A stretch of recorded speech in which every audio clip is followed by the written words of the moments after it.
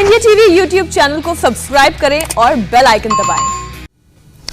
आज की सबसे बड़ी खबर उत्तर प्रदेश के मुजफ्फरनगर से, जहां थोड़ी देर में किसान महापंचायत शुरू होने वाली है। मंच सज चुका है, किसान नेता स्टेज पर है और नीचे किसानों की भारी भीड़ है। किसान नेता राकेश टिकैत के गढ़ पश्चिमी उत्तर प्रदेश में हो रही इस महापंचायत का मकसद यूपी चुनाव से पहले शक्ति प्रदर्शन करना है। पश्चिमी उत्तर प्रदेश, जिसे जाटलैंड भी कहा जाता है, जो खेती किसानी के लिए पूरे देश में मशहूर है, इस इलाके में किसान महापंचायत का मकसद भी बहुत साफ है। तीनों कृषि कानूनों के विरोध के नाम पर टिकैत अपने वजूद और ताकत का इजहार करना चाहते हैं। ये 4 तस्वीरें इस वक्त आप देख रहे हैं। किसान महापंचायत से पहले बीकेयू के नेता राकेश टिकैत का बयान भी आया। उन्होंने कहा कि देश बिक रहा है, ऐसे में उसे बचाने की रणनीति पर आज चर्चा होगी। टिकैत ने कहा कि पूरे देश में आंदोलन की रणनीति मुजफ्फरनगर में बनेगी।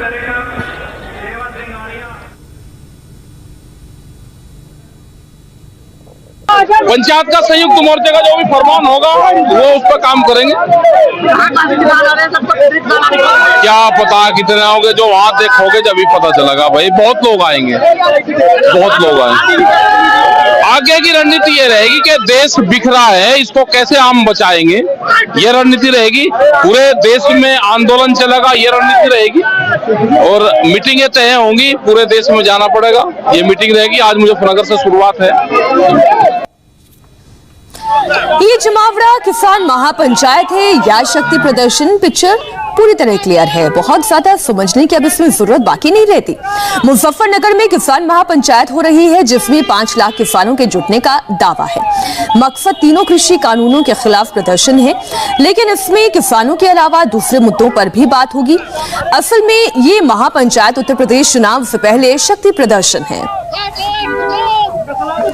जगह मुजफ्फरनगर का GIC मैदान है और आयोजक संयुक्त किसान मोर्चा है, वो मोर्चा जो दिल्ली में किसान आंदोलन की अगुवाई कर रहा है।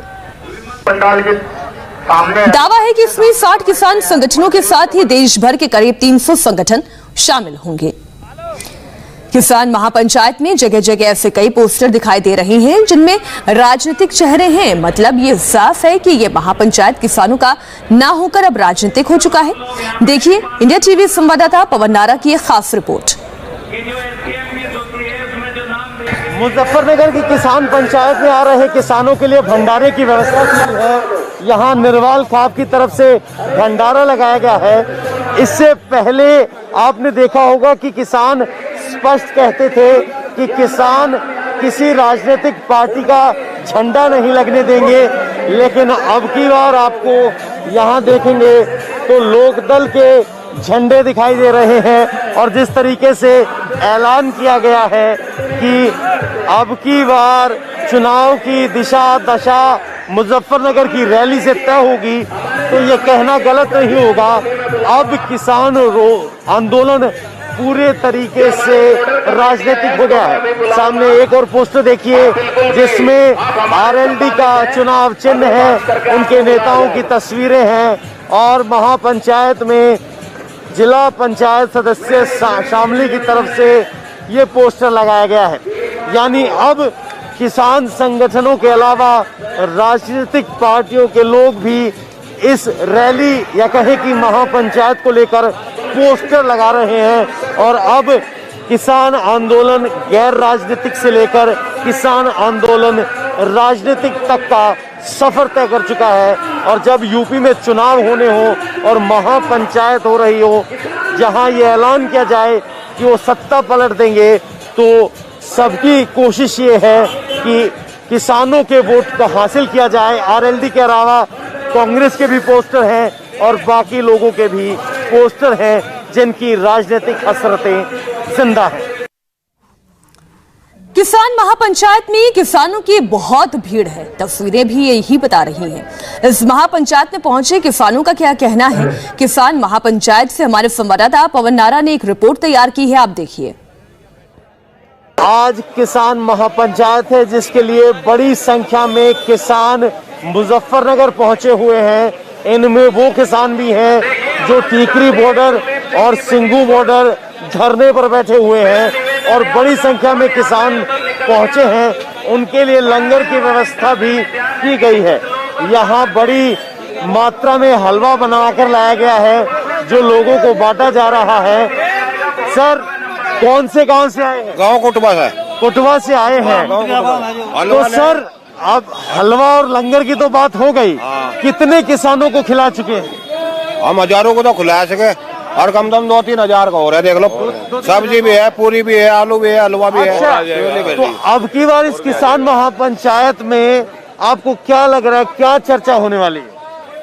बस किसानों के बारे में होगी चर्चा। किसानों को तो किसान की चर्चा चाह और क्या चाह। बिजली के बिल बढ़ा दिए इन्होंने, फसल का भाव नहीं बढ़ा, हमारी कुछ भी है, महंगाई इतनी बढ़ गई, बिजली के बिल। यूपी में चुनाव होने वाले हैं आज, फिर तो क्या चुनाव में असर होगा? फिर बदल हो जाएगी, कर देंगे लोग, ये कर देंगे। हाँ, जनता इतनी है, फेर बदल होगी। भारतीय जनता पार्टी की सरकार को इस मुजफ्फरनगर से ही लेकर आए थे, इसी में दफन करके जाएंगे। लग रहा है किस पार्टी को फायदा हुआ किसान आंदोलन से? देखिए, हम यहाँ पार्टी का फायदा नफा नुकसान गिनाने नहीं आए हैं। हम किसान हैं और हम अपनी विशेष मांगों के ऊपर यहाँ हैं। पार्टी का फायदा नुकसान तो ये पार्टी आंकेगी और ये सर्वविदित है, जग जाहिर है कि किस पार्टी को नुकसान होना है। काले कानून किस पार्टी ने बनाए हैं और मैं पार्टी नहीं। मेरा सवाल वो नहीं है, मेरा सवाल है फायदा किसको होगा? देखिए, ये फायदा हमें किसान का फायदा चाहिए, जो किसान के हित में काम करेगा, जो इन काले कानूनों का विरोध करेगा, किसान का मंच साझा करेगा, किसान की बात को संसद सदन तक उठाएगा, उस जो है व्यक्ति को, उस पार्टी को निश्चित बेनिफिट मिलेगा। यानी इतनी बड़ी चुनाव रैली आपने देखी होंगी, लेकिन किसान रैली अब की बार मुजफ्फरनगर में हो रही है। इससे पहले भी जब टिकैत टीकरी बॉर्डर पर रोने लगे थे, तब भी मुजफ्फरनगर में महापंचायत हुई थी और अब की बार फिर ये महापंचायत हो रही है। लेकिन अब की बार सीधा ऐलान है कि चुनाव से पहले माहौल को भांपने की कोशिश है। भीड़ बहुत है, ऐसे में सरकार भी अलर्ट है ताकि कोई गड़बड़ी ना हो सके। इसीलिए पीएससी की 6 कंपनियां और आरएफ की 2 कंपनियों को तैनात किया गया है। सुरक्षा व्यवस्था पर नजर रखने के लिए 5 एसएसपी और 7 एएसपी और 40 इंस्पेक्टर्स को लगाया गया है। तीनों कृषि कानूनों का स्टेटस भी अब आपको बताते हैं। किसान संगठन तीनों कानूनों को वापस लेने की मांग कर रहे हैं। सरकार ने इन कानूनों पर फिलहाल रोक लगा रखी है। फिलहाल किसान और सरकार में बातचीत रुकी हुई है। अब आपको यह भी बताते हैं कि डेडलॉक की जो सिचुएशन है, यानी बात कहीं अटकी हुई है, वो कहां अटकी हुई है और क्यों अटकी हुई है। किसान संगठनों और सरकार की 12 राउंड की बातचीत हो चुकी है, लेकिन किसान तीनों कृषि कानूनों को रद्द करने की मांग पर अड़े हैं, जबकि सरकार ने यह साफ कर दिया है कि कानून तो वापस नहीं होंगे, लेकिन हां, इसमें वो सुधारों के लिए बातचीत के लिए हमेशा तैयार है।